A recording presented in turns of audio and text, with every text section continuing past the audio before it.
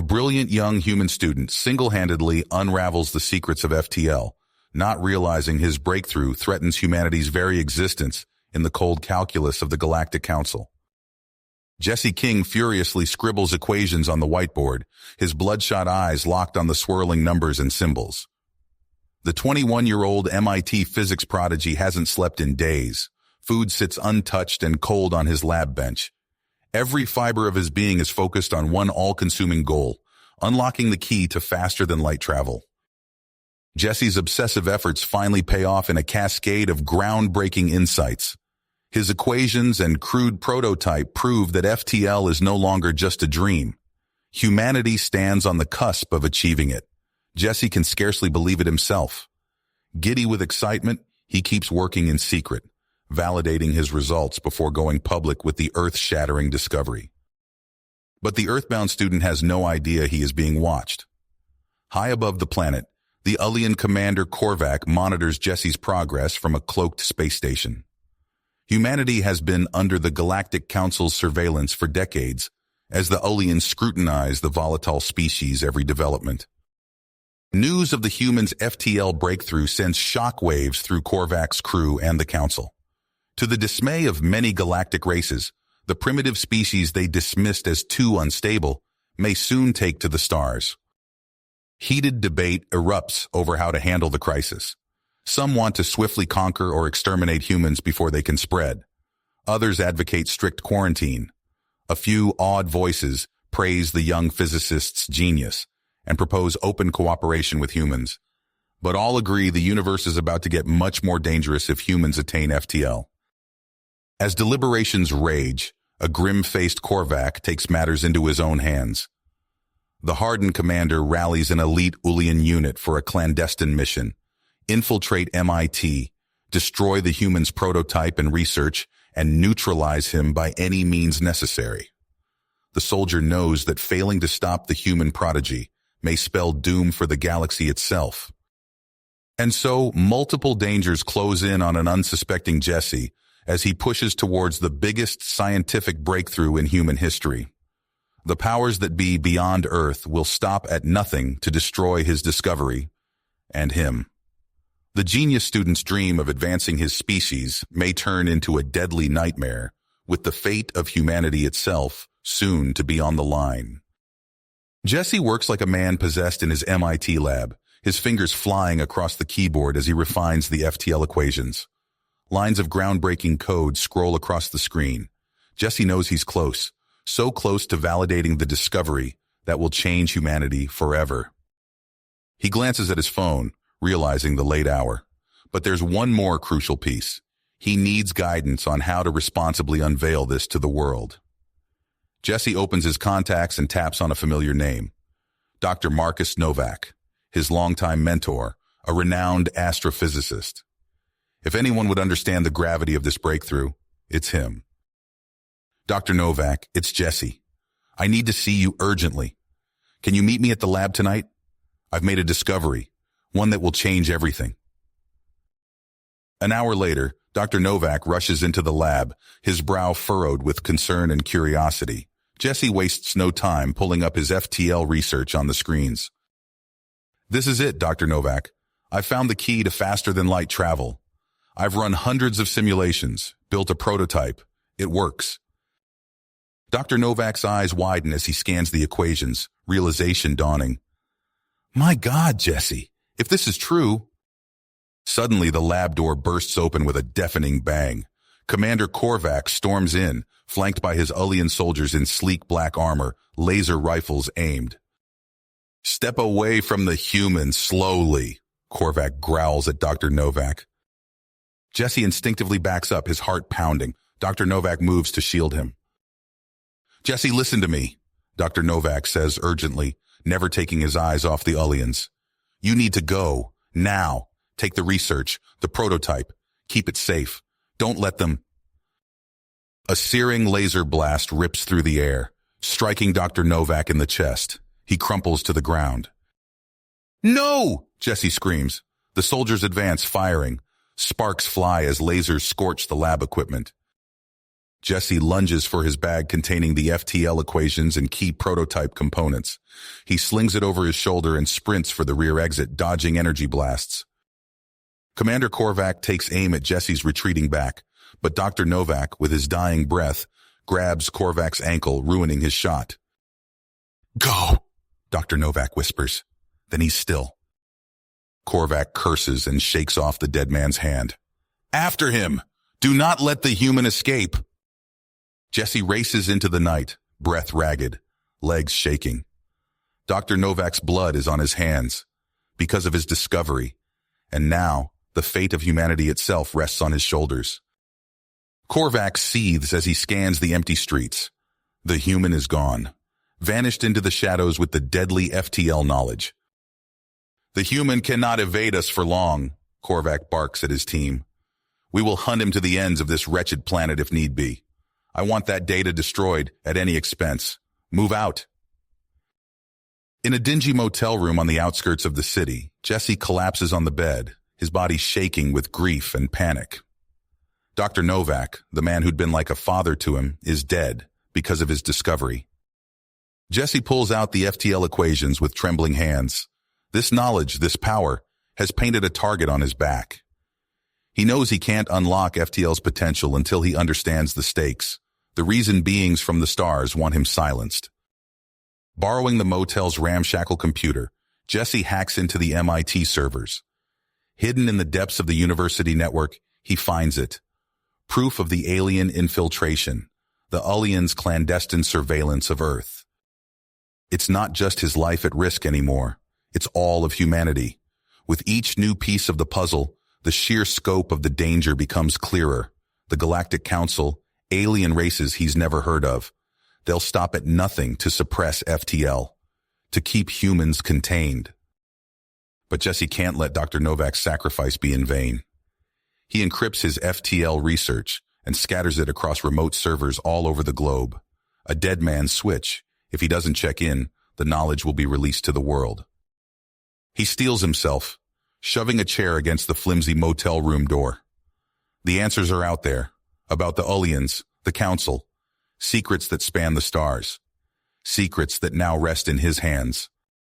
Meanwhile, light years away, the Galactic Council erupts into frenzied arguments as news of Korvac's disastrous raid reaches them. "This is a catastrophe." The Centaurian ambassador slams his fist on the table. "The human has slipped through our fingers. We must send a battle fleet to Earth immediately, end this threat once and for all, and risk open war with the humans," the Syrian representative counters. "They are primitive, but tenacious.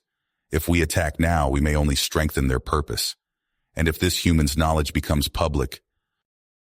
The chamber descends into shouting. No consensus, no clear path forward. On Earth, Jesse pores over stolen alien files, his eyes burning from exhaustion. The knowledge is staggering, the secrets of a galaxy he never knew existed. The power games, the ancient grudges between races, and whispers of something called the Orion Prophecy, a warning that a young species would one day rise to threaten the old order. A species like humanity, perhaps. Was this why they wanted FTL erased, to keep humans from the stars? As the Ullians close in and the Council races bicker, Jesse knows one thing for certain. Whatever comes next, the universe will never be the same. The genie is out of the bottle. And he, Jesse King, is now the keeper of the most dangerous secret in human history. Jesse's heart pounded as he floored the gas pedal of his beat-up sedan, tires screeching as he sped across state lines. He glanced in the rearview mirror, half expecting to see Korvac's alien ships in pursuit. But the road behind him was empty. After hours of white-knuckle driving, Jesse finally pulled off onto a dirt road, following it deep into farmland. An abandoned farmhouse loomed ahead, paint peeling and shutters hanging crooked. This would have to do. Jesse lugged his duffel bag of salvaged FTL components into the musty interior. Dust motes danced in the sunbeams streaming through grimy windows. He pushed aside a rickety table, clearing space in the living room. "Okay, Jesse, you can do this," he muttered, dumping out the prototype pieces. Days bled into weeks as Jesse worked feverishly to reconstruct the FTL drive. He scavenged parts from old farm equipment, jury-rigging connections with baling wire and duct tape. Sleep was a luxury he couldn't afford. Every time he closed his eyes, he saw Dr. Novak crumpling to the ground. Finally, after countless failures, Jesse held up a crude device about the size of a car battery. Wires stuck out at odd angles, but the homemade reactor core pulsed with an otherworldly blue glow. "Here goes nothing," Jesse said, flipping the switch. For a moment, nothing happened. Then a shimmering distortion rippled through the air. The old couch across the room blurred, seeming to stretch and contract. Jesse whooped in triumph, quickly recording a video on his phone. But his celebration was short-lived. A low rumble shook the farmhouse. Jesse peered out the window to see sleek black vehicles converging on the property. Korvac had found him. Panic seized Jesse as alien troops poured out, surrounding the house. A battering ram slammed against the front door. Jesse clutched the FTL device to his chest, his mind racing. With a deafening crash, the door gave way. Jesse's fingers flew over the device's controls. As Korvac burst in, plasma rifle raised, Jesse slammed the activation switch. Blinding light engulfed him. The farmhouse walls seemed to stretch into infinity. Then, in the blink of an eye, Jesse found himself floating in the star-studded void of deep space. Pieces of farmhouse drifted around him, a section of wall, the ratty couch, his duffel bag. Jesse's lungs burned as he gasped in shock. By sheer luck, a pocket of air had been transported with him. Disoriented, Jesse spun slowly in the inky blackness. No sign of Earth, no familiar constellations. His crude FTL drive had flung him impossibly far from home. Reality set in. He was stranded in the depths of space with dwindling oxygen and no way to navigate. Jesse's mind raced. He had to find a way to modify the drive for another jump, his only chance at survival. Gritting his teeth, Jesse gathered what meager resources he could from the farmhouse debris. He had one shot at this. Either he'd land somewhere hospitable or he'd die trying. With trembling hands, Jesse began to reconfigure the FTL device. The vast, uncaring void of space stretched endlessly around him as he worked against time itself. Jesse blinked, disoriented by the sudden shift in reality. One moment he was facing down an alien armada. The next he was drifting in the void of space. The asteroid base he'd painstakingly constructed was gone, reduced to fragments floating around him. He fumbled for the controls on his spacesuit, checking his life support status. The readout made his blood run cold. Only 72 hours of oxygen remaining. Jesse's mind raced, searching for a solution. Through the faceplate of his helmet, he saw the swirling clouds of a protoplanetary nebula. It was breathtakingly beautiful, but Jesse had no time to admire the view. He needed to find a way to survive, and fast. Using the suit's maneuvering thrusters, Jesse propelled himself towards the largest chunk of his former base. As he approached, he saw that some of the equipment had survived the jump. The fabricator was damaged but still functional, and a few tanks of raw materials remained intact. Jesse got to work immediately, his hands shaking as he connected power cells and reconfigured the fabricator. He had to create a shelter, something to protect him from the harsh vacuum of space and extend his oxygen supply. Hours ticked by as Jesse welded and assembled, the nebula's gases swirling around him. Finally, he had cobbled together a crude pod, barely large enough for him to fit inside. It wasn't pretty, but it would keep him alive a little longer. As Jesse sealed himself inside the pod, he heard a faint beeping from his communication system. Someone was hailing him.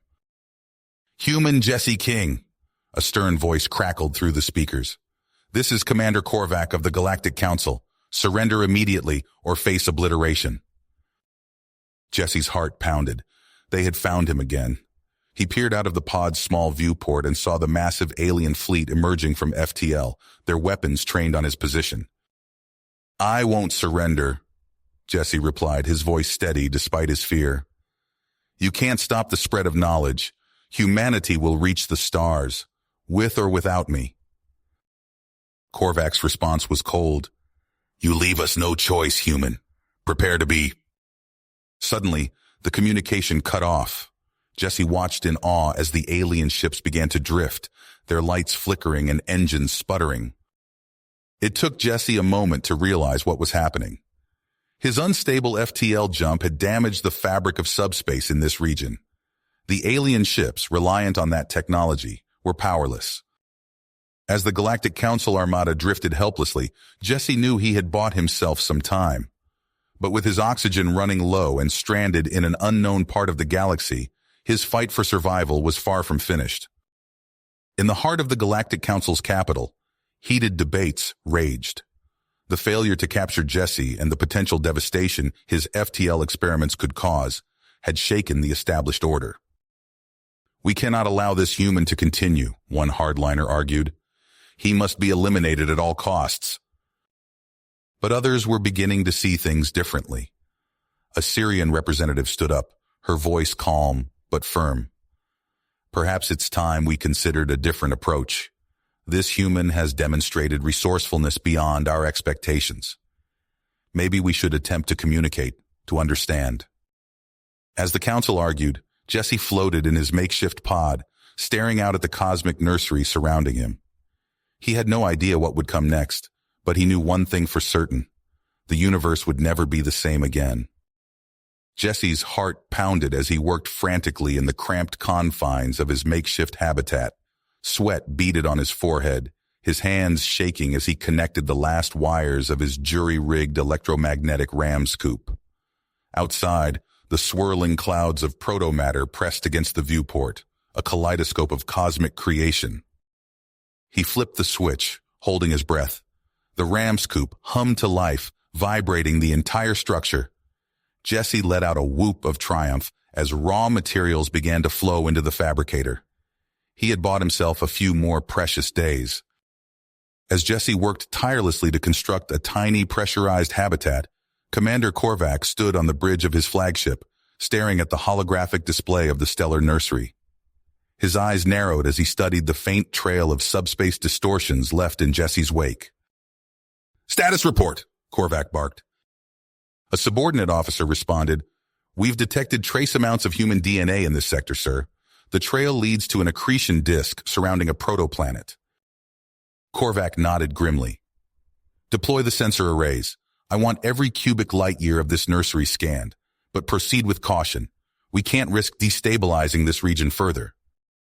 Days passed as Jesse huddled in his cramped shelter, studying readouts on the protoplanet's composition. His eyes widened as he realized the implications of what he was seeing. The unique blend of exotic matter and dark energy filaments could be his salvation, or his doom. Jesse's fingers flew across a salvaged control panel as he began to drill into the protoplanet's core. The habitat shuddered violently, threatening to tear apart at any moment. "Come on, hold together," Jesse muttered through gritted teeth. Aboard Korvac's ship, alarms blared. "Sir, we've detected a massive energy spike from the protoplanet's core." Korvac's eyes widened in horror. "It's the human. He's attempting something catastrophic. Deploy the subspace inhibitors immediately."